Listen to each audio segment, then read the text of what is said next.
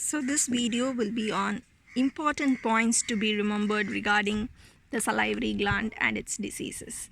Okay, so these points may be useful for your viva, or it may be useful for the MCQ or any entrance examination. So the duct of the major salivary gland will be 1 to 3 mm in diameter, but the submandibular gland duct will be little smaller, 1 mm smaller than the parotid gland, like 2 mm. Okay, that's why if it since it is smaller only, the submandibular glands are mostly related to obstruction with salivary calculi.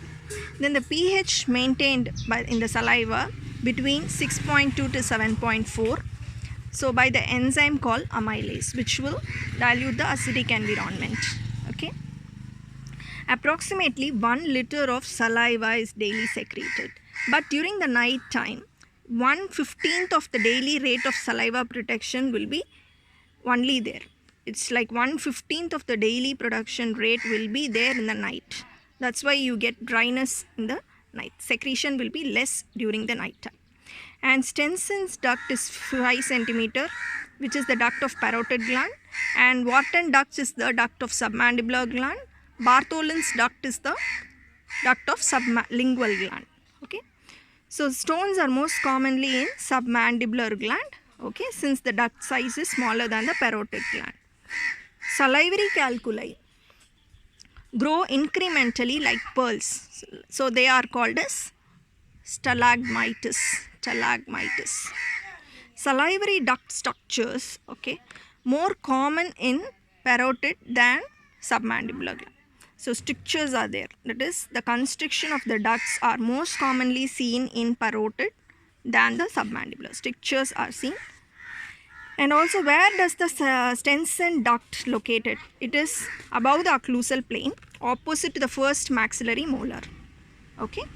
Wharton's ducts are located in the floor of the mouth, just behind the lower central incisors. So next we will be seeing the modern minimally invasive techniques to remove the stones for the diagnostic and therapeutic purposes related to salivary gland. Dormia baskets are the new modern minimally invasive technique for grasping and extracting the salivary calculi. Balloon catheters are used to dilate the strictures, okay, in the duct, strictures in the duct. Salivary endoscopes are used to visualize the duct system, irrigate the duct system, dilate the strictures, and direct the stone removal also. And also intracorporeal pneumoblastic probe. Okay, so it's used for stone breakage in the duct. Wharton duct is also 5 cm as that of parotid. Okay, it runs below between the two muscles, that is mylohyoid MH. Okay, otherwise you can say HM, that is hyoglossus and myohyloid, between hyoglossus and mylohyoid. Ranula is also known as salivary extravasation cyst. Dry mouth in Sjogren's syndrome is measured by a scale called Charler-Combe dry mouth scale. Charler-Combe dry mouth scale used in the Sjogren's syndrome to measure the dry mouth. Complication of Sjogren's syndrome, okay, it is called Malt lymphoma, mucosal associated lymphoid tissue.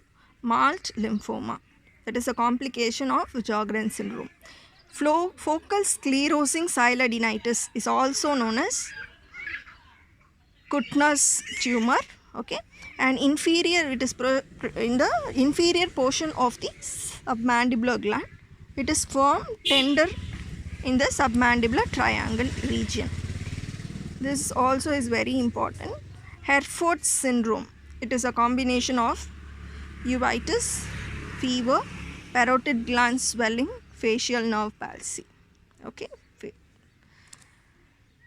Lofgren's syndrome is erythema nodosum, hilar lymphadenopathy, arterial arthralgia, okay, arthralgia.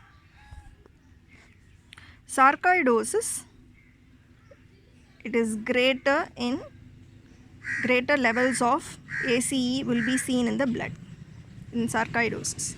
When you come to the salivary tumors, mostly the salivary tumors will be in the parotid, followed by submandibular, sublingual, and 15% rest will be in the minor salivary gland. So when you come to the tumor, it may be a benign tumor or a malignant tumor. Benign tumor, mostly it will be a pleomorphic salivary adenoma, mostly in the parotid gland, and sublingual, mostly in the malignant. Okay, mostly in the malignant will be in the sublingual, followed by minor submandibular, parotid. So what does it mean? Malignant will be less in parotid, more in sublingual gland. Okay, all the malignant tumors of the salivary gland will be most of epithelial origin. Okay, so this is the few points which is related to salivary gland, which will be useful for Viva. Thank you.